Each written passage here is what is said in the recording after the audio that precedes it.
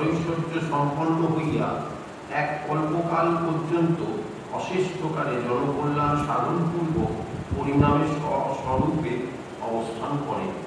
এখানে একটি বিষয় আমাদের ভালো করে ভেবে দেওয়া দরকার।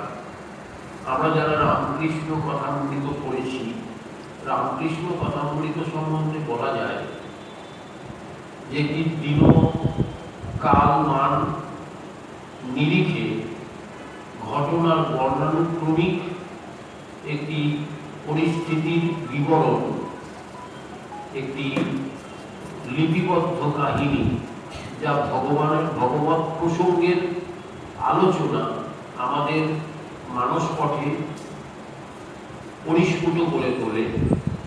আর শ্রী শ্রী রামকৃষ্ণ লীলা প্রসঙ্গ, এটিকে আমরা ভগবানের জীবন লীলার আকর গ্রন্থ বলে থাকি।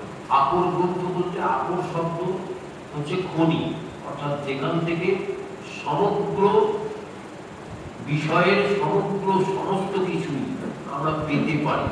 অর্থাৎ খনিতে গেলে কি হয়, আমরা সব কিছু সেখান থেকে তুলে সংগ্রহ করে থাকি। এই যে শারদানন্দজি, পরম পূজ্যপাদ শ্রীমৎ স্বামী শারদানন্দজি এই কাজটি করলেন, এখানে একটি বোঝার ব্যাপার আছে।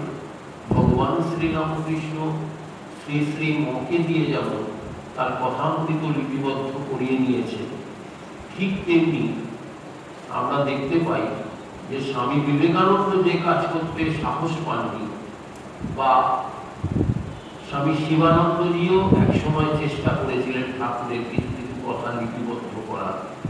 ঠাকুর তাকে বিরত করেছিলেন যে ও কাজ তোমার নয়। অর্থাৎ ভগবান জানতেন তার লীলা বাণী এবং তার জীবন লীলার যাবতীয় রসদ তিনি কাকে দিয়ে জনমানসে প্রকাশ করাবেন। তাই তিনি, আমি আগের দিনও বলেছি, হঠাৎ একদিন শারদানন্দজির কোলে বসে পড়লেন এবং বলেই তিনি, লোক যখন উৎসুকভাবে দেখতে লাগলো যে ঠাকুর এরকম একটা কাণ্ড করলেন কেন, তখন তিনি ঘুরে ওই প্রিয়তে শুনে বললেন, দেখলাম ও কতটা ভার নিতে পারে। এই যে টেস্ট করে দেওয়া, অর্থাৎ পরীক্ষা করে দেওয়া, পরীক্ষিত। আমার দেখবেন কোনো দামি জিনিস, কোনো ব্র্যান্ডেড জিনিস যখন আমরা বাজার থেকে কিনি, তাতে দেখবেন একটা স্টিকার মারা থাকে, টেস্টেড ওকে। ভগবান শ্রীরামকৃষ্ণের টেস্টেড ওকে প্রোডাক্ট হচ্ছে স্বামী শারদানন্দ। অর্থাৎ তাকে তিনি টেস্ট করে নিয়েছেন, অর্থাৎ তিনি পরীক্ষা করে নিয়েছেন যে হ্যাঁ, এর মধ্যে সেই আধার আছে যিনি ভগবান শ্রীরামকৃষ্ণের জীবন লীলা বাণী সমস্ত কিছু জনমানসে প্রকাশ করবে। এই প্রকাশ করতে গিয়ে একটি বিষয় আমাদের মাথায় রাখতে হবে, ঈশ্বরের অবতার তত্ত্বকে যদি আমাদের আত্মস্থ করতে হয়, আমাদের অনুধ্যান করতে হয়, তাহলে অবতার তত্ত্বের অবতরণিকা, যেটি এখন আমরা পাঠ করছি, এই অবতরণিকার যে ভাব, সেই ভাবটাকে খুব গভীরভাবে চিন্তা করতে হবে। অর্থাৎ এই যে বলছেন, পবিত্রতা সংযমাদি গুণে ভূষিত হইয়া পূর্ণ জ্ঞান লাভে সমর্থ হইলেও ঐরূপ পুরুষ সকলের মনে লোককল্যাণ সাধন বাসনা তীব্রভাবে জাগরিত থাকে। সেজন্য তাহারা অনন্ত মহিমামণ্ডিত স্বস্বরূপে কিয়ৎকাল লীন হইতে পারে না। ভগবানরা যখন আসেন মনুষ্য দেহ ধারণ করে, তাদের ভেতর সেই পবিত্রতা, ভগবান শ্রীরামকৃষ্ণের পবিত্রতা নিয়ে চিন্তা করার কোনো অবকাশ নেই। অর্থাৎ তিনি স্বয়ং পবিত্রতার মূর্ত প্রতীক। সেই মানুষটির মধ্যে সংযমাদি, এই নতুন একটি জিনিস আমাদের একালের মানুষকে, বিশেষ করে কলিকালের মানুষকে, আজকের তারিখের মানুষকে দেখবেন মানুষের মধ্যে সংযম নেই।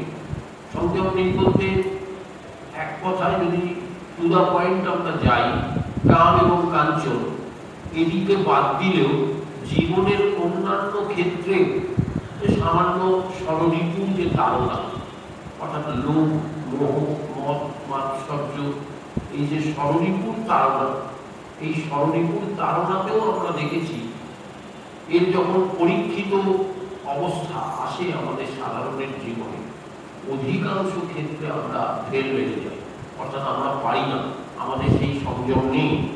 কিন্তু ভগবান শ্রীরামকৃষ্ণ আমাদের কাছে যেন সংযমের এক নতুন অবতার রূপে প্রকাশ পেলেন।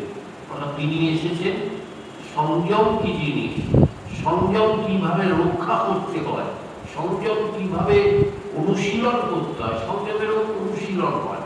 অর্থাৎ দেখবেন একজন ব্যায়ামবিদ যেমন অনুশীলন না করলে, তার শরীর চর্চা না করলে তার শরীর সুগঠিত হয় না, তেমনি সংযমেরও অনুশীলন দরকার।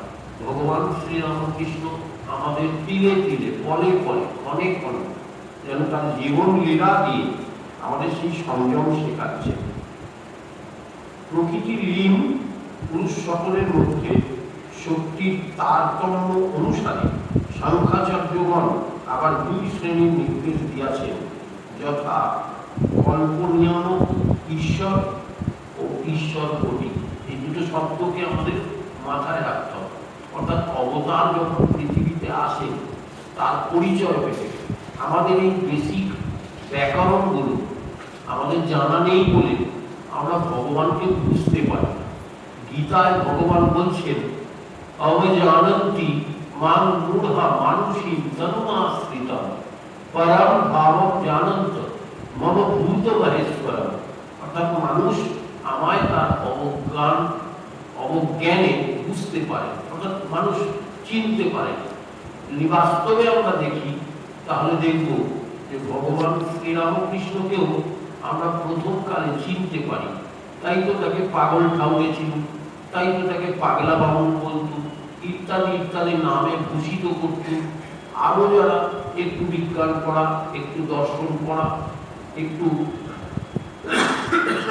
আধুনিকতার মোড়কে নিজেদেরকে যুগের তারে এগিয়ে নিয়ে গেছেন, সেই সব মানুষরা অত্যাধুনিকের খেলায় ভগবানকে কেউ কেউ হিস্টিরিয়াগ্রস্ত, মনোম্যানিয়াক বলেছে। এই যে না বুঝে না জেনে একটি মানুষ সম্বন্ধে আমরা যে মন্তব্য করি বা একটি মতামত প্রকাশ করি, এইটিকে ভগবান বলছেন যে অবজ্ঞান। অর্থাৎ তুমি প্রকৃত রূপে তার স্বরূপ না জেনে যদি তুমি তাকে বুঝতে যাও, তাহলে তোমার সেই ভুলটা হওয়ার চান্স থাকে। তাই তিনি ওই ভার দিয়ে শারদানন্দজিকে এই লীলা প্রসঙ্গ রচনার কালে অবতরণিকা লিখিয়ে নিলেন। অর্থাৎ অবতরণিকার মধ্যে আমরা দেখতে পাচ্ছি যে অবতারকে চিনতে গেলে যে বেসিক গুণগুলো লাগে, সেই গুণগুলো যদি আমাদের না জানা থাকে তাহলে আমরা অবতার বুঝতে পারব। পরবর্তীকালে যখন আমরা যাব ভগবানের জীবন লীলায়, সেই ঘটনায় যেখানে ঠাকুরকে অবতার রূপে প্রতীত করার জন্য মা ভৈরবী সভা বসিয়েছিলেন, বিভিন্ন সভায় সেই বিভিন্ন পণ্ডিতরা এসেছিলেন, তাদের বিভিন্নভাবে তাদের মতামত দিয়েছিলেন, লক্ষণ প্রকাশ দেখে যে যার মতো করে বলেছিলেন। আমরা সেই ঘটনাগুলো বোঝার আগে আমাদের নিজেদের কিছু প্রাথমিক জ্ঞান যদিও আমরা না অর্জন করতে পারি, তাহলে অবতার তত্ত্বকে আমরা আত্মস্থ বা অনুধ্যান করে নিজের মধ্যে উপলব্ধির ভাণ্ডারে সঞ্চিত করতে পারব না। তাই বলা হচ্ছে, প্রকৃতিলীন পুরুষ সকলের মধ্যে শক্তির তারতম্য অনুসারে সাংখ্যাচার্যগণ আবার দুই শ্রেণীর নির্দেশ করিয়াছেন, যথা কল্পনিয়ামক ঈশ্বর ও ঈশ্বর কবি। দার্শনিক যুগের অন্তে ভারতের ভক্তি যুগের বিশেষভাবে আবির্ভাব হইয়াছে। বেদান্তের তীব্র নির্ঘোষে ভারতী তখন সর্বব্যক্তির সমষ্টিভূত এক বিরাট ব্যক্তিত্ববান ঈশ্বরে বিশ্বাসী হইয়া কেবলমাত্র অনন্য ভক্তি সহায়ে তাহার উপাসনায় জ্ঞান ও যোগের পূর্ণতা প্রাপ্তি বিষয়ে শ্রদ্ধাবান হইয়াছে। অর্থাৎ ভক্তি যুগের বিরাট ব্যক্তিত্ববান ঈশ্বর। এখানে আমরা দেখতে পাচ্ছি যে প্রতিটি প্যারার সাইডে তার নির্যাস, অর্থাৎ যে কোনো প্রসঙ্গের নির্যাস বাক্যটি আমরা শারদানন্দকে দেখতে পাচ্ছি তিনি পাশে লিখে দিয়েছেন।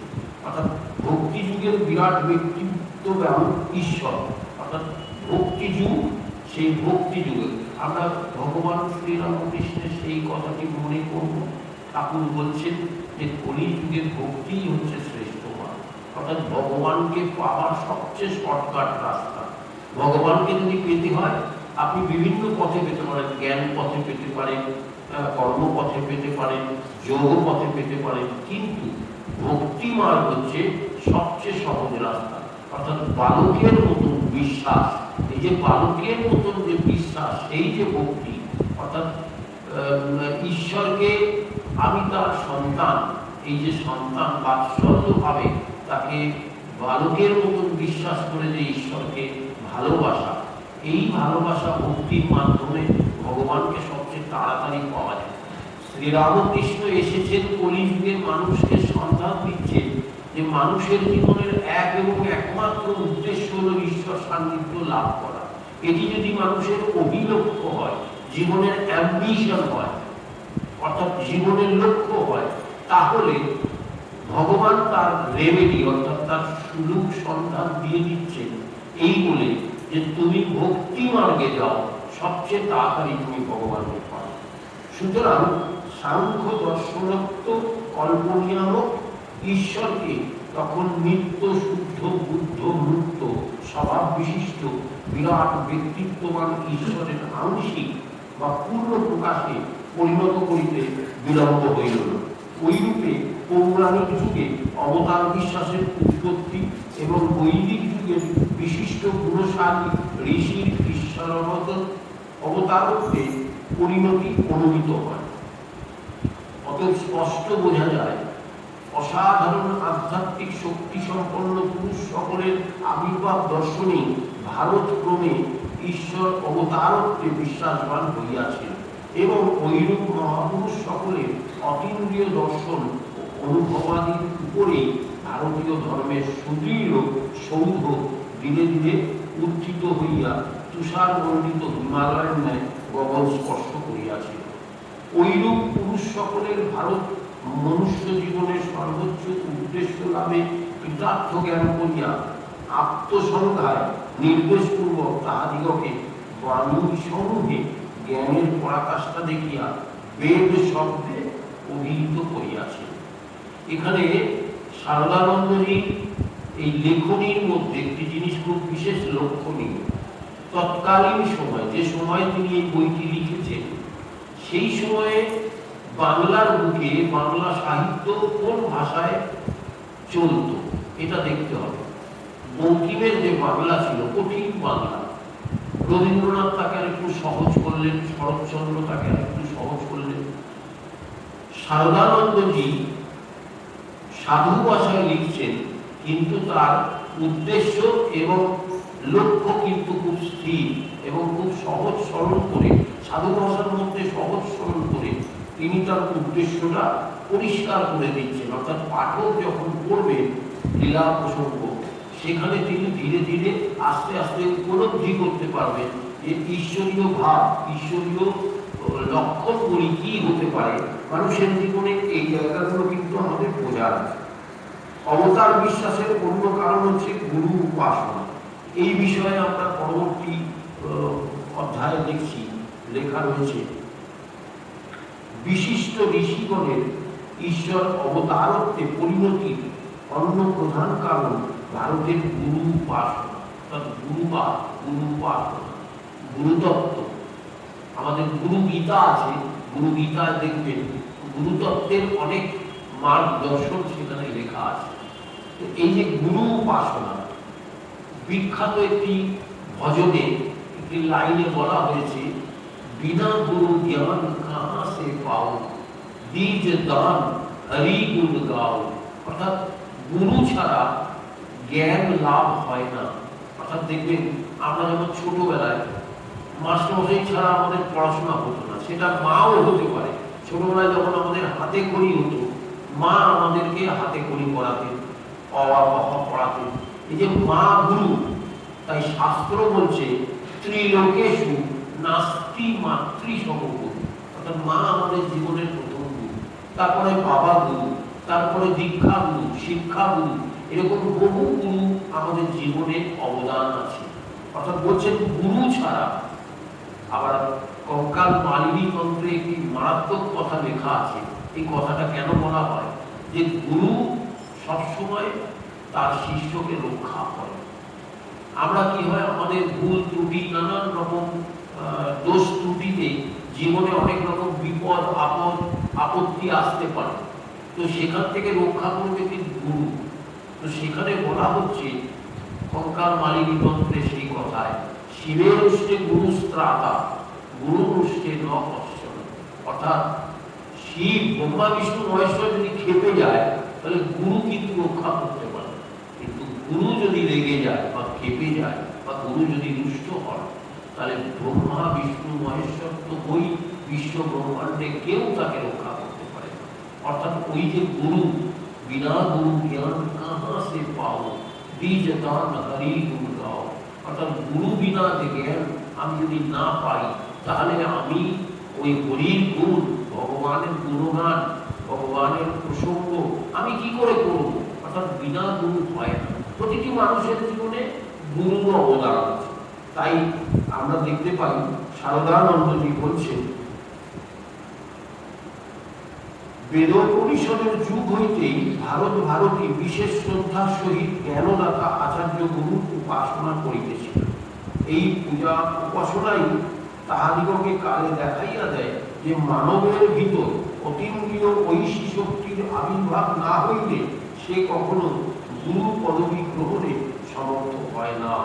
অর্থাৎ মানুষের মধ্যেই গুরুর সেই ঐশী ভাব প্রকাশিত হয়ে যায়। আমরা দেখতে পাই, যেমন ভগবান শ্রী রামকৃষ্ণ বলছেন, ঈশ্বরের চাপরাস বিনা কিছু হয় না। অর্থাৎ তুমি যতই লেকচার দাও, তুমি যতই শাস্ত্র পাঠ করো, ভগবানের কৃপা এবং ভগবানের চাপরাস না হলে কখনো তোমার সেই ঈশ্বরীয় প্রসঙ্গ মানুষের হৃদয়ের মর্মস্পর্শে প্রবেশ করবে। অর্থাৎ আমরা অনেকে অনেক রকম ভাবে লেকচার দিই, মানুষ শুনে যায়, কিন্তু কতজন মানুষ সেটা গ্রহণ করতে পারছে তার কিসের উপর নির্ভর করছে? যতক্ষণ না যিনি বলছেন তার উপর ঈশ্বরের কৃপা। এটা আমরা সব জায়গায় বলে থাকি যে আমরা বিভিন্ন জায়গায় কি হয়, দীর্ঘদিন ধরে বলতে বলতে আমাদের মধ্যে এরকম একটা ভাব থাকতে পারে যে আমি বললাম, আমি করলাম, আমি লেকচার দিলাম। না, ঠাকুর সেই শিক্ষাটা আমাদের দিচ্ছেন, না হোক না হোক তুহু তুহু। অর্থাৎ আমি নয় তুমি। অর্থাৎ প্রভুর কৃপা বিনা মানুষ কিন্তু কোনোভাবেই ঈশ্বরীয় ভাব ভক্তির একটি শব্দ তার মুখ থেকে নির্গত করতে পারে না। অর্থাৎ ওই যে গুরু শক্তি, ঈশ্বরীয় ভাব, ঐশী শক্তির আবির্ভাব না হলে সে কখনো গুরু পদবী গ্রহণে সমর্থ হয় না। সাধারণ মানব জীবনে স্বার্থপরতা এবং যথার্থ গুরুগণের অহেতুক করুণায় লোকহিতাচরণ তুলনায় আলোচনা করিয়া তাহারা তাহাদিগকে প্রথমে এক বিভিন্ন উচ্চ শ্রেণীর মানব জ্ঞানের পূজা করতে থাকে। অর্থাৎ মানুষের মধ্যে একটি ক্লাসিফিকেশন তৈরি হয়। দেখবেন ওই যে বলছিলাম, প্রতিটি ঈশ্বরীয় ক্ষমতার কিন্তু একটা সম অবস্থা নয়। কেউ সূর্যের মতো, কেউ চন্দ্রের মতো, কেউ নক্ষত্রের মতো, আবার কেউ খলকের মতো, অর্থাৎ একটি প্রদীপের মতো তিনি উজ্জ্বল আলো দিচ্ছেন। কিন্তু সেই আলো দেওয়ার প্রকারের মধ্যে, আলো দেওয়ার আধারের মধ্যে, যেমন আমরা লাইট লাগাই বাড়িতে, সব বাল্বের কি 1 ওয়াটেজ হয়? কোনোটা 60 ওয়াটের বাল্ব, কোনোটা 40 ওয়াটের বাল্ব, কোনোটা 100 ওয়াটের বাল্ব, আবার 1000 ওয়াটেরও বড় বাল্ব আছে। সেটা জ্বাললে দেখবেন তীব্র আলো দেয়। সূর্য যে আলো দেয় সেই আলো কি চাঁদ দিতে পারে? সে আলো চাঁদ দিতে পারে না। আবার চাঁদ যে আলো দেয় সেই আলো কি তারা দিতে পারে? তারা দিতে পারে। আবার তারা যে আলো দেয় সেই আলো কি প্রদীপ দিতে পারে? প্রদীপ দিতে পারে। এই যে আলোর উৎসের যে প্রকার ভেদ, এর সঙ্গে শারদানন্দজি সুন্দর করেছেন, ঐশী শক্তির আধারভূত প্রকার ভেদও কিন্তু আমরা মনুষ্য দেহের মধ্যে তার প্রকাশ দেখতে পাচ্ছি। অর্থাৎ কিনা মানুষের মধ্যে যে ভগবানের কৃপা, এই কৃপার কিন্তু ক্যাটাগরি তৈরি হয়, অর্থাৎ ভাগ, শ্রেণী বিভাগ। যার যেমন আধার তার উপর তেমন ভগবানের কৃপা তৈরি হচ্ছে। আমরা দেখতে পাচ্ছি পরে আস্তিক্য শ্রদ্ধা ও ভক্তি তাহাদিগকে মনে ঘনীভূত হইয়া যথার্থ গুরুগণের অলৌকিক শক্তি প্রকাশ তাহারা যত প্রত্যক্ষ করিয়াছিল, তাহাদিগকে দেবত্বে তাহারা ততই দৃঢ় বিশ্বাসী হইয়াছিল।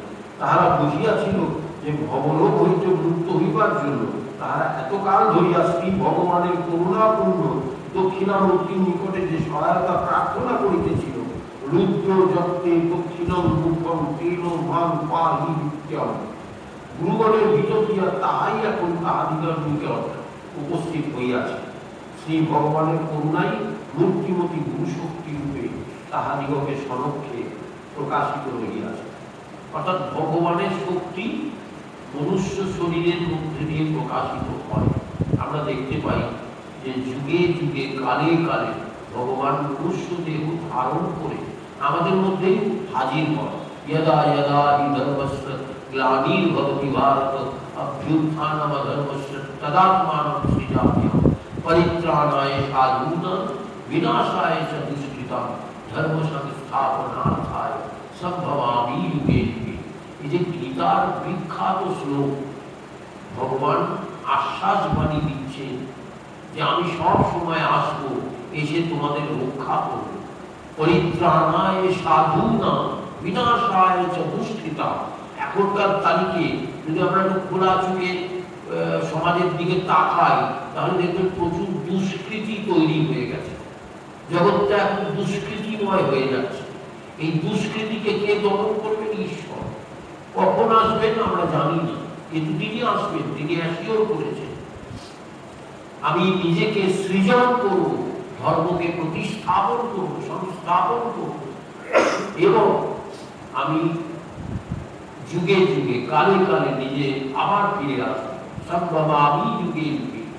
এই যে তিনি আশ্বাস দিচ্ছেন, ভগবানের আশ্বাস তো আর আজকালকার নেতা মন্ত্রীর আশ্বাসের মতো নয় যে ভোটের আগে নেতা মন্ত্রীরা যা বলে ভোটের পরে ভুলে যায়।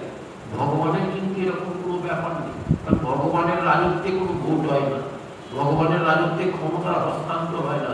গোটা বিশ্ব ব্রহ্মাণ্ড তার হাতে ছিল, তার হাতে থাকবে, তার হাতে আছে। সুতরাং তিনি কিন্তু এইসব মিথ্যে আশ্বাসের মধ্যে নেই। জগৎ তার, তিনি যেভাবে চালাবেন তেমনি ভাবে চলবে। শ্রীরামকৃষ্ণ বলছেন যেমন চালাও তেমনি চলি, আমি যন্ত্র তুমি যন্ত্রী। এই যে তিনি বলছেন, সেই জায়গা থেকে দেখতে পাচ্ছি যে গুরুগণের ভিতর দিয়েই তাদের নিকট উপস্থিত হয়েছে শ্রী ভগবানের করুণা মূর্তিমতী গুরুশক্তি রূপে তাহাদিগকে সমক্ষে প্রকাশিত হয়েছে। অর্থাৎ মানুষের মধ্যে ঈশ্বরীয় শক্তি গুরুশক্তি রূপে প্রকাশিত হয়েছে। অর্থাৎ একটি মানুষকে আমরা তখনই গুরু বলে মানি যিনি তার ভেতর ঈশ্বরীয় শক্তির প্রকাশ আমাদের সামনে তুলে ধরতে পারছে। অর্থাৎ তার সাধনা দিয়ে, তার ভক্তি দিয়ে, তার ভালোবাসা দিয়ে, তার আধ্যাত্মিকতার ধৈর্য দিয়ে, সমস্ত নিষ্ঠা দিয়ে তিনি ভগবানকে তার নিজের মধ্যে প্রতিষ্ঠা করতে পারছেন। এখন প্রশ্ন হচ্ছে, সাধারণ মানুষ আমরা যারা, সংসারী মানুষ আমরা যারা, আমাদের মনের মধ্যে এরকম প্রশ্ন আসতে পারে, আচ্ছা উনি তো গুরু বলেন, উনি ওনার সাধনা দিয়ে নিজেকে প্রতিষ্ঠা করতে পারলেন, আমি কি পারবো? আমার দ্বারা কি সম্ভব? আমি কি কখনো ঈশ্বরকে পেতে পারি? এই জায়গাটায় ভগবান শ্রীরামকৃষ্ণ আমাদের খুব সহজ সরল করে বোঝাচ্ছে যে মানুষ যদি চেষ্টা করে, অর্থাৎ তোমাকে ভগবানকে ভালোবাসতে। দেখুন, আমরা খুব সাধারণভাবে যদি চিন্তা করি, ভগবানকে কি আমরা অন্তর দিয়ে ভালোবাসি? কখনো ভালোবাসি। দেখবেন যদি সারা পৃথিবীর সমস্ত এই সিভিল ইঞ্জিনিয়ারিং এর দিক দিয়ে প্রতিটি বাড়িকে যদি স্ক্রুটিনি করা হয়, দেখবেন সব বাড়িতে বেডরুমগুলো বড় আর ঠাকুরঘরগুলো ছোট। কেন হয়? কারণ ভগবানের জন্য আমাদের বরাদ্দটা খুব কম থাকে। এরকম কোনো বাড়ি আপনি খুঁজে পাবেন না যেখানে সবচেয়ে বড় ঘরটা, মানে 20x10 বা 20x30 একটা বিরাট হল ঘর, সেটাকে আমরা ভগবানের জন্য বরাদ্দ করলাম, আর নিজেরা একটু কষ্ট করে ছোট ছোট ঘর গুলোতে নিজেরা থাকলাম। ঈশ্বর তুমি বড় জায়গায় থাকো, তোমার এই বাড়িটা তোমার, আমি তোমার বাড়িতে আশ্রিত, তুমি আমার বাড়ির প্রধান হয়ে থাকো, হেড অফ দ্য ফ্যামিলি হয়ে থাকো। এরকম কিন্তু আমরা কখনো ভাবি না। যখনই দুটো পয়সা হয় একটা বড় ফ্ল্যাট কিনি 2000 টাকা 2000 স্কোয়ার ফিটের ফ্ল্যাট, তখন দেখবেন সবচেয়ে বড় ঘরটা আমরা বেডরুম বানিয়ে তারপর ড্রয়িং রুম বানিয়ে ফেলি, দিয়ে শেষ বেলায় গিয়ে যখন ভগবানের জায়গা আসে বা প্রসঙ্গ আসে ভগবানকে রাখবো কোথায়, তখন আর জায়গা খুঁজে পাওয়া যাচ্ছে না, সিঁড়ির তলায় একটা কোনায় ভগবানকে গজাল ব্রেক দিয়ে দেওয়ালে সেটে দেওয়া। অর্থাৎ ভগবানের প্রতি ভালোবাসা আমাদের কম, এই জায়গাটা ভাবতে হবে। অর্থাৎ ঈশ্বরকে যদি তুমি ভালোবাসো তাহলে মানুষ কিন্তু ক্রমে পশু মানব থেকে দেব মানব, দেব মানব থেকে দেবত্বে উন্নীত হতে পারে। অর্থাৎ ঈশ্বরের সঙ্গে ভালোবাসায় লীন হয়ে যেতে হবে। শাস্ত্র আমাদের কি বলছে? ব্রহ্মবিদ ব্রহ্মৈব ভবতি, অর্থাৎ যিনি ব্রহ্মের সাধনা করেন তিনি ধীরে ধীরে ব্রহ্মে লীন হয়ে যান। যিনি ঈশ্বরের সাধনা করেন তিনি ধীরে ধীরে ঈশ্বরে লীন হয়ে যান। ভগবান শ্রীরামকৃষ্ণ আমাদের হাতে কলমে দেখালেন প্র্যাকটিক্যাল গুরু। তিনি কিভাবে দেখাচ্ছেন না, তিনি কালীর সাধনা করতে করতে স্বয়ং কালী হয়ে গিয়েছিলেন।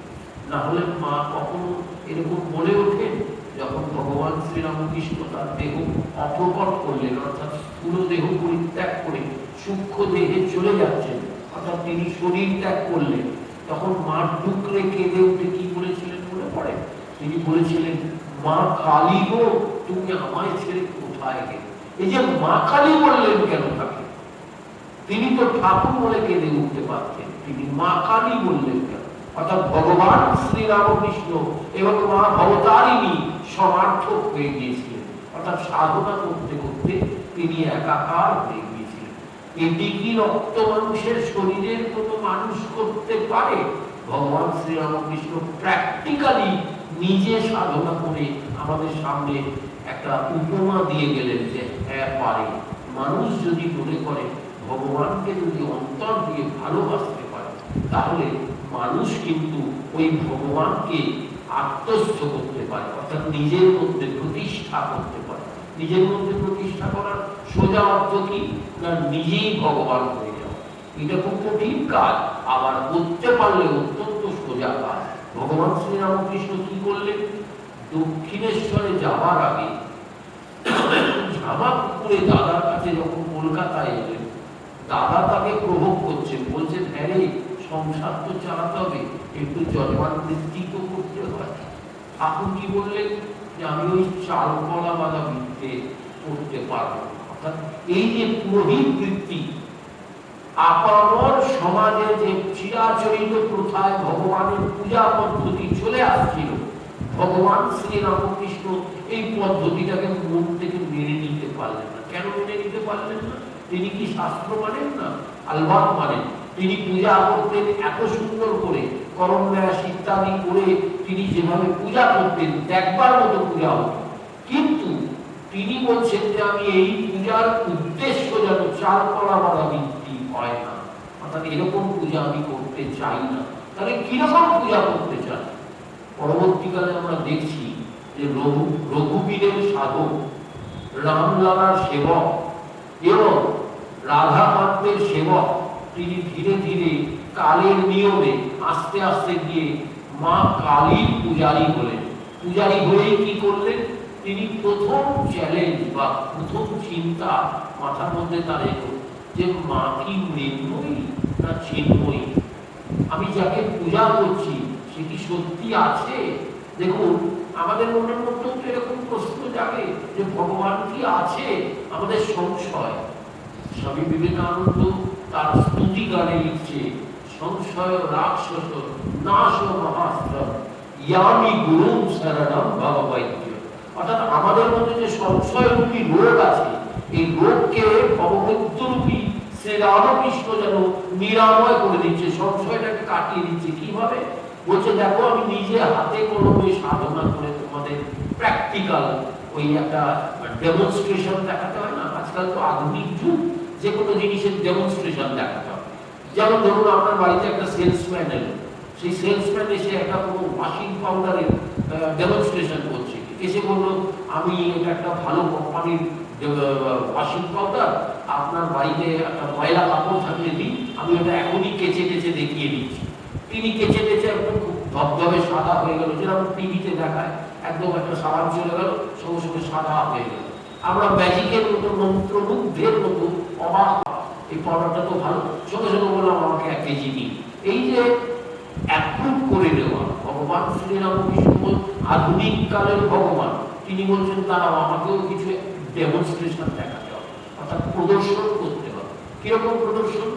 বলছেন যে আমিও দেখাবো যে কিভাবে ভগবানের পূজা করতে হয়। তিনি এমন ভাবে পূজা করলেন, ভগবানকে তিনি আগে বিচার করছেন যে তিনি কি সত্যি মৃন্ময়ী না চিন্ময়ী। আমরা পরবর্তীকালে দেখছি যে নাকে তুলো ধরে দেখছে নিঃশ্বাস পড়ে কিনা, বুকে কান দিয়ে দেখছে বুক ঢিপ ঢিপ করে কিনা। আবার প্রসাদ খাওয়াতে গিয়ে বলছে মা তুই খা, মা তো খাচ্ছে না, তখন বলছে কি তুই খাবি না, আমি না খেলে খাবি না বলে তিনি নিচে খেয়ে মাকে খাওয়াচ্ছেন। এই যে ঘটনাবলী তখনকার দিনের পণ্ডিতরা রে রে করে উঠেছিল।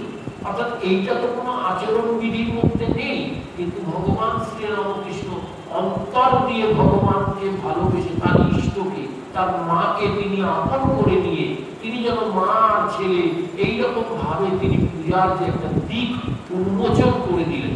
আমি আমার একটা লেখাতে এইভাবে লিখেছিলাম, এক আশ্চর্য পুরোহিত। পুরোহিত শব্দের অর্থ হচ্ছে যিনি পুরো ভাগে থেকে হিত সাধনের সকল কাজ করছেন, অর্থাৎ তিনি আগে থেকে অগ্রভাগে থেকে জগৎকে তিনি হিতের পথে এগিয়ে নিয়ে যাচ্ছেন। সে হচ্ছে পুরোহিত। তিনি কি করছেন? ভগবানের পূজা পদ্ধতি কিভাবে করতে হয় হাতে কলমে দেখাচ্ছে। অর্থাৎ পুরোহিত দর্পণে যে গ্রামাটিক্যাল পূজা পদ্ধতি লেখা আছে সেটা তো আছেই, সেটাকে তিনি ইগনোর করছেন না বা তাকে তিনি অবজ্ঞা করছেন না, কিন্তু বলছেন এর সঙ্গে একটা জিনিস যুক্ত করতে হবে। সেটা কি না, ভগবানের পূজা করতে গেলে তোমার আন্তরিকতার পার্সেন্টেজ, তোমার আন্তরিকতার সমানুপাত কতখানি আছে অন্তরে, সেটা কি তুমি আগে ভেবে রেখেছো বা ভেবে রেখেছো?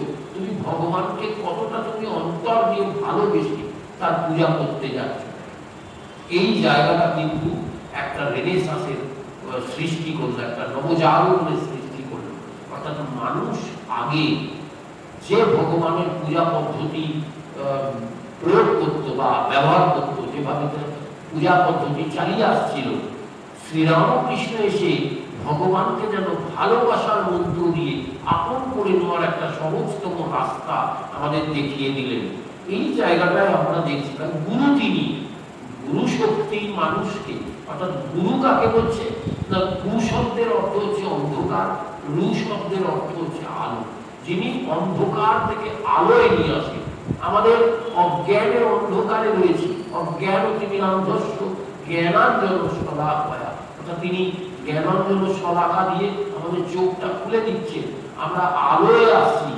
ঠাকুর কি সুন্দর বলছেন, 1000 বছরের একটি অন্ধকার পর ফস করে একটি প্রদীপ জ্বালালে নিমেষে একটা আলোয় আলোকিত হয়ে গেল। অর্থাৎ এতকাল আমাদের জীবনের অন্ধকার ছেয়ে ছিল, ঠাকুর এসে যেন সেই প্রদীপটা জ্বালিয়ে আমাদের জীবনটাকে আলোকিত করে দিলেন। অর্থাৎ আমরা ওই নিমেষে মনের মধ্যে বুঝতে পারলাম যে ভগবানকে আমাদের ভালোবাসা দিয়ে বশ করতে হবে।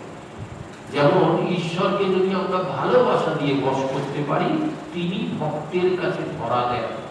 শ্রীরামকৃষ্ণ এই জায়গাটা তিনি আবিষ্কার করলেন, একদম সায়েন্টিস্টের মতো তিনি আবিষ্কার করে আমাদের সামনে হাতে কলমে পরীক্ষা করে সেই পরীক্ষার মধ্যে ফলটি যেন আমাদের হাতে তুলে দিচ্ছে।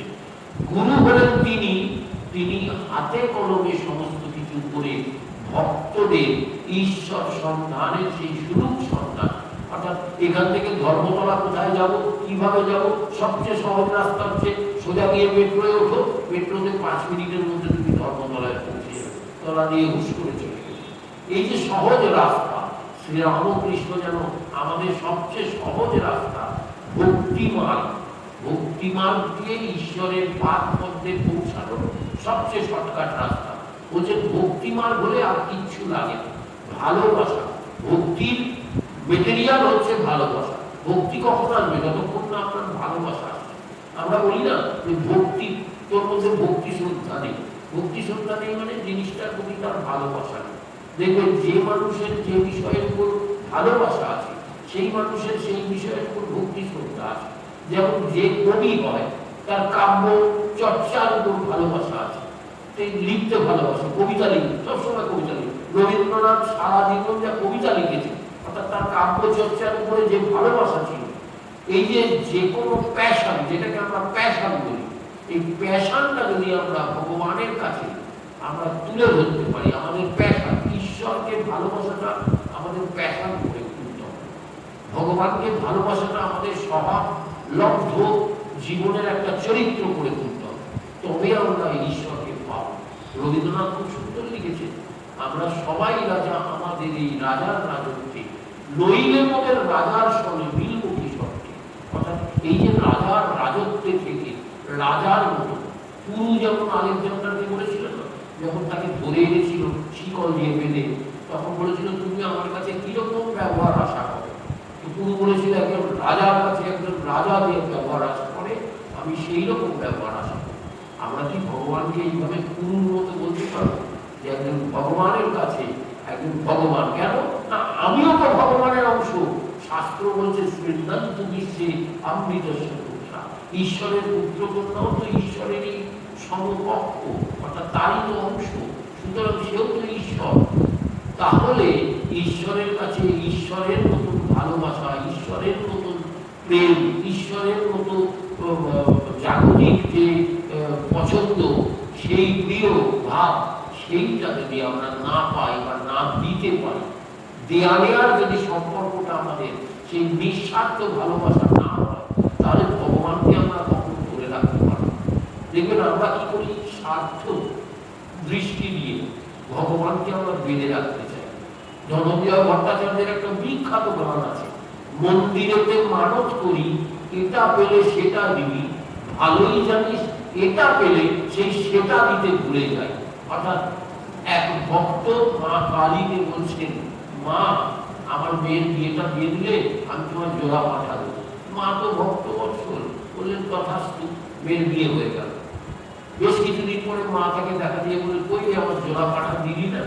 তখন বলছে, মা আমার ছেলেটা তো এখনো চাকরি হয়নি, তোমার কৃপায় যদি চাকরিটা হয়ে যায় তাহলে আমি জোড়া পাঠাবো। মা ভক্ত বৎসল, ঠিক আছে বাবা, তথাস্তু, ছেলের চাকরি হয়ে গেল। আবার বেশ কিছুদিন চলে যায়, মা তাকে দেখা দিয়ে বললো, কি রে জোড়া পাঠা দিবি না?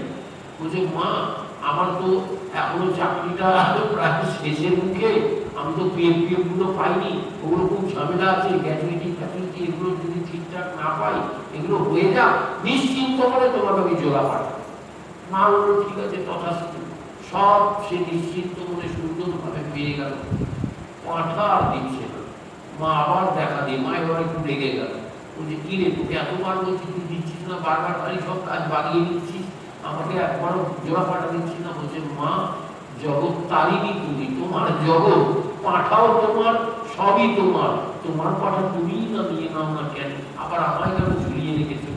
এই যে আমাদের সম্পর্ক ভগবানের সঙ্গে লেনা দেনা, অর্থাৎ এটা পেলে ওটা দেবো, ওটা পেলে সেটা দেবো, ঈশ্বরের সঙ্গে আমরা স্বার্থ বিজড়িত সম্পর্ক গড়ে তুলি, এই জায়গাটায় যেন কোথাও শ্রী রামকৃষ্ণ বলছেন যে তিনি জগতে এসে বলছেন ভগবানের সঙ্গে নিঃস্বার্থ সম্পর্ক গড়ে তোলো, অর্থাৎ তুমি কিছু চেয়েও না।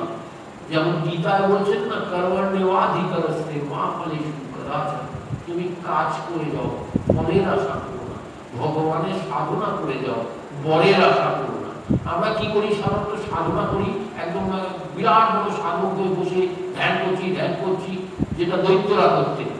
তারা কি করতেন, বসে ধ্যান করার পর ঈশ্বর এসে যখন দেখা দিতেন বলতেন বর দাও, তখন বর পেতেন, কিন্তু বর পাওয়ার আধার তো তাদের মধ্যে ছিল না। এই যে মহাদেব দুর্দাম বর দিয়ে দিতেন, ব্রহ্মা দুর্দাম বর দিয়ে দিতেন, কিন্তু যাদেরকে দিচ্ছেন তাদের কোয়ালিটি ক্যাপাসিটি ছিল না বলে জগতে অনেক অঘটন ঘটত, এবং পরবর্তীকালে ভগবানকেই সেই অঘটন সামলাতে হতো। কিন্তু মজা হচ্ছে, যদি তুমি কিছু না চাও, আমরা শ্রীরামকৃষ্ণের কাছ থেকে শিখব যে ভগবানের কাছে কি প্রার্থনা করতে হয়। দেখুন, ভেরি মাচ প্র্যাকটিক্যাল। এটা কিন্তু আমাকে খুব ভাবায় যে আমরা কেউ কখনো ভগবানের কাছে গিয়ে এইভাবে চাই না। কিরকম জানেন, সেটাও কিন্তু তিনি ডেমনস্ট্রেশনের মাধ্যমে দেখাচ্ছেন। কি অসাধারণ যে এই জায়গাটা তিনি বলছেন স্বামী বিবেকানন্দ, নরেন্দ্রনাথ, তখনও তিনি বিবেকানন্দ হননি, ঠাকুরের কাছে যাতায়াত করেন, তার প্রিয় নরেন বাবাকে হারিয়ে ফেলেছে। বিশ্বনাথ দত্ত চলে গেছেন পৃথিবী ছেড়ে। মাথার উপর থেকে বাবা চলে যাওয়া মানে ছাদ ভেঙে পড়া। রাজার ছেলে, সোনার চামচ মুখে দিয়ে জন্মানো, প্রাচুর্যের মধ্যে বড় হওয়া সেই ছেলে হঠাৎ করে যখন বাবা চলে গেল, চোখে অন্ধকার দেখল। মা ভাই বোনকে নিয়ে একেবারে রাস্তায় চলে গেল, ভিখিরি দশা হয়ে গেল, পাচ্ছে না চাকরি বাকরি, যেখানে যাচ্ছে কোথাও কিছু হচ্ছে না। ভগবানের কি লীলা দেখুন, তাকে কত কষ্ট দিচ্ছে। কেন না টেস্ট হচ্ছে, অ্যাসিড টেস্ট। শেষমেশ গিয়ে ঠাকুরের কাছে গিয়ে তিনি স্যারেন্ডার করছেন যে ঠাকুর তুমি একটা ব্যবস্থা করে দাও, আমার যে আর মা ভাই বোনকে দিয়ে আমি দিন চালাতে পারছি না, একটা কাজের ব্যবস্থা করে দাও। ঠাকুর তাকে পেঁচে ফেললেন, মানে তাকে কবজায় পেলে বলছেন তুই তো আমার মাকে মানিস না, তাই তো এত বলেই বলছেন যা আজ মঙ্গলবার মায়ের কাছে যা চাইবি তাই পাবি। কে বলছেন? ওই স্বয়ং মা ভবতারিণী কালী। মা বলছেন না মা কালী ও কোথায় গেলেন? তো মন্দিরে যে মা আছেন তিনি মানব শরীরে শ্রী রামকৃষ্ণ। তিনি বলছেন যে যার মায়ের কাছে যা চাইবি তাই পাবি। তিনি তো অ্যালাউ করে দিলেন, খালি তিনি ডেমনস্ট্রেশনটা করতে বলছেন যে ওই মাটির মূর্তি, পাষাণ মূর্তির কাছে গিয়ে কিভাবে কি চাইতে হয় সেটা জগতের মানুষকে শেখানোর জন্য পাত্রমিত্র সহকারে পার্শ্বদ রূপে নরেন্দ্রনাথকে পাঠাচ্ছেন মা ভবতারিণীর সকাশে। ভবতারিণীর কাছে তিনি এক পা করে এগিয়ে যাচ্ছেন। কল্পনা করুন দক্ষিণেশ্বরের ঠাকুরের ঘর, সেখান থেকে নরেন্দ্রনাথ সিঁড়ি দিয়ে দেবে, চত্বর দিয়ে হেঁটে হেঁটে সিঁড়ি দিয়ে উঠে মন্দিরের সামনে গেলেন। যতবার তিনি তিনবার গেছেন, যতবার তিনি গেছেন মায়ের ওই অপরূপ রূপ দেখে তিনি তার জাগতিক কামনা, বাসনা, দুঃখ, দারিদ্র, কষ্ট সব তিনি ভুলে গেলেন। এ কি মায়া, মহামায়ার মায়া, তিনি সব ভুলিয়ে দিলেন। তিনি সব ভুলে দিয়ে কি চাইলেন? বললেন মা যদি দেবেই তবে জ্ঞান দাও, ভক্তি দাও, বিবেক দাও, বৈরাগ্য দাও।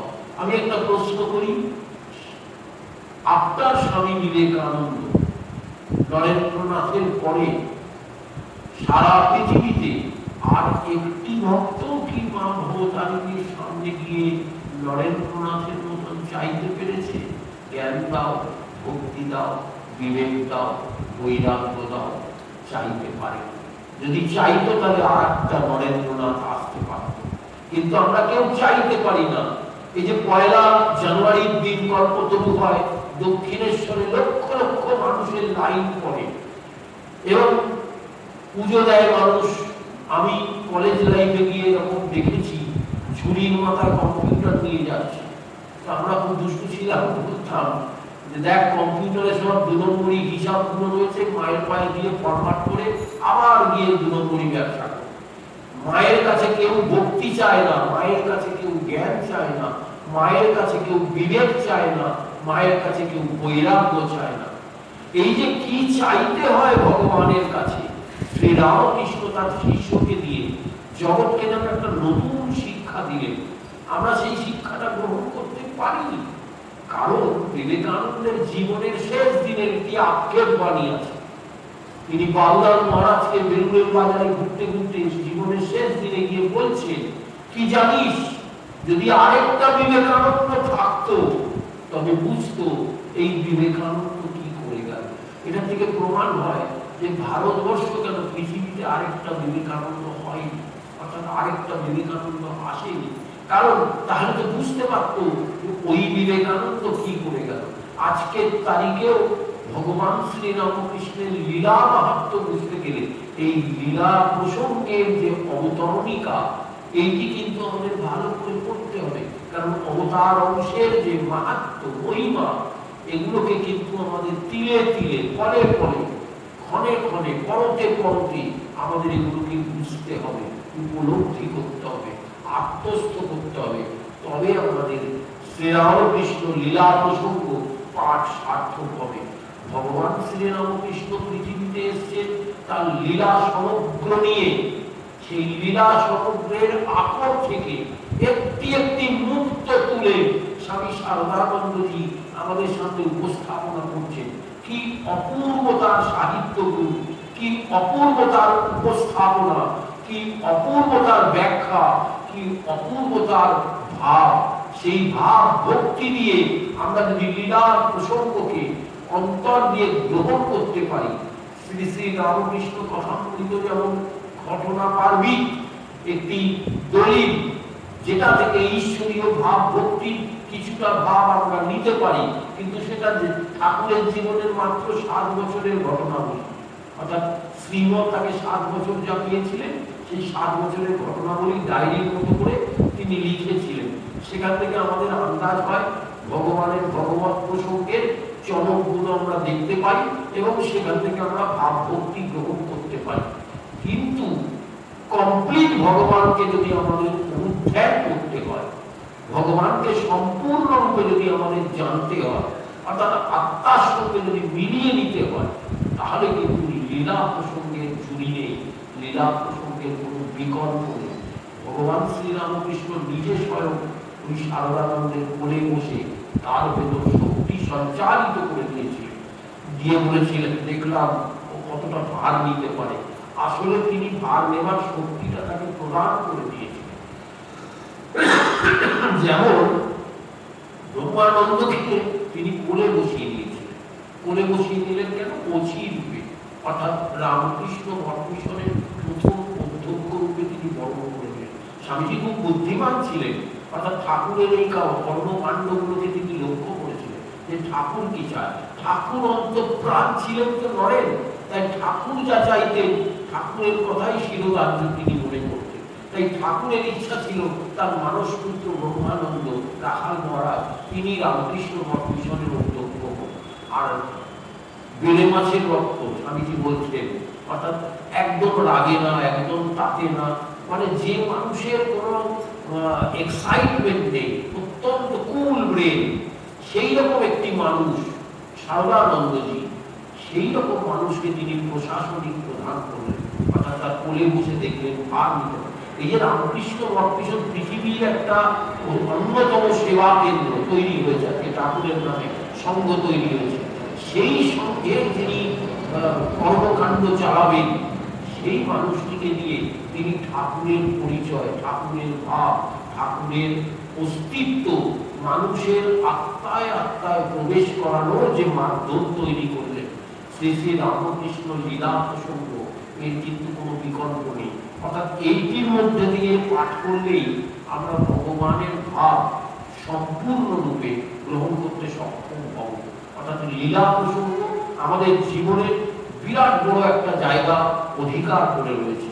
এই বিষয়টা নিয়ে যখন আমরা পড়াশোনা করবো বা একটু পাঠ করবো, শুধু পাঠ করলে তো হবে না, সেই পাঠের সঙ্গে অনুধ্যান অর্থাৎ চিন্তন, স্মরণ মনন, ভগবানকে ভাবতে হয়। বাড়িতে যাবেন, বাড়িতে গিয়ে ঈশ্বরকে নিয়ে একটু চিন্তা করবেন।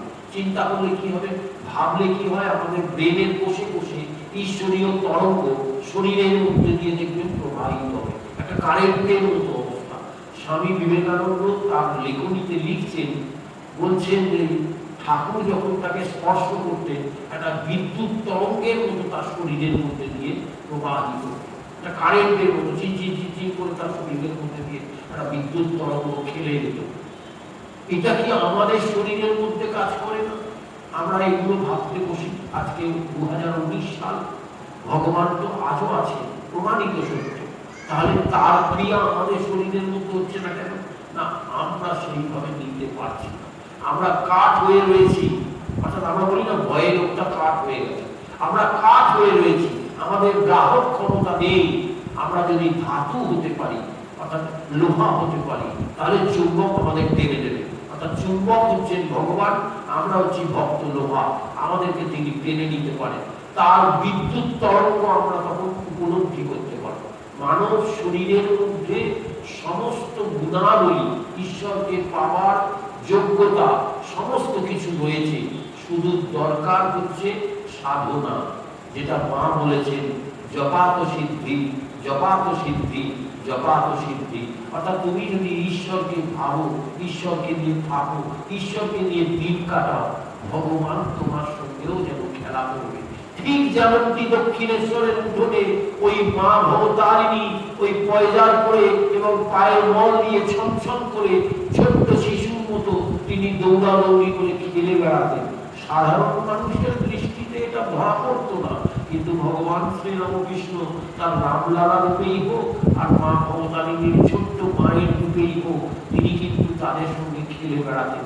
এই যে ভগবানের সঙ্গে একাত্ম হয়ে যাওয়া, ঈশ্বরের সঙ্গে একাত্ম হয়ে যাওয়া, এই একাত্ম হবার কলা কৌশল ভগবান শ্রীরামকৃষ্ণ আমাদের শেখাচ্ছেন, যেন হাতে কলমে, যে তুমিও চেষ্টা করো, তোমার হবে। অর্থাৎ এইভাবে যদি আমরা ঈশ্বরকে ভালোবেসে তার কাছাকাছি চলে আসতে পারি, ঈশ্বরের সান্নিধ্য লাভ করতে পারি, মানুষের জীবনের এক এবং একমাত্র উদ্দেশ্য ঈশ্বর সান্নিধ্য লাভ করা, তখন আমাদের সার্থক হয়ে ওঠে। ভগবানকে লাভ করাই যদি মানুষের জীবনের একমাত্র উদ্দেশ্য হয়, তাহলে এই ব্যতীত, এই সাধনা ব্যতীত মানুষের জীবনের আর কোনো উদ্দেশ্য থাকতে পারে না। অর্থাৎ আমরা সংসারে যে কাজ করছি সেটা যেন আমাদের কর্তব্য কর্মের মধ্যে পড়ে, আমরা সেগুলো করব, কিন্তু আমাদের আসল উদ্দেশ্য থাকবে প্রভু কৃপা হি কেবলম, কৃপা হি কেবলম, কৃপা হি কেবলম। ভগবানের চরণে সকলের জন্য প্রার্থনা করি, সবাই ভালো থাকবেন, সুন্দর থাকবেন, সুস্থ থাকবেন। সর্বে ভবন্তু সুখিনঃ, सर्वे सन्तु निरामया, सर्वे भद्राणि पश्यन्तु, मा कश्चित् दुःखभाग् भवेत्। ओम शांति शांति शांति। हरि ओम।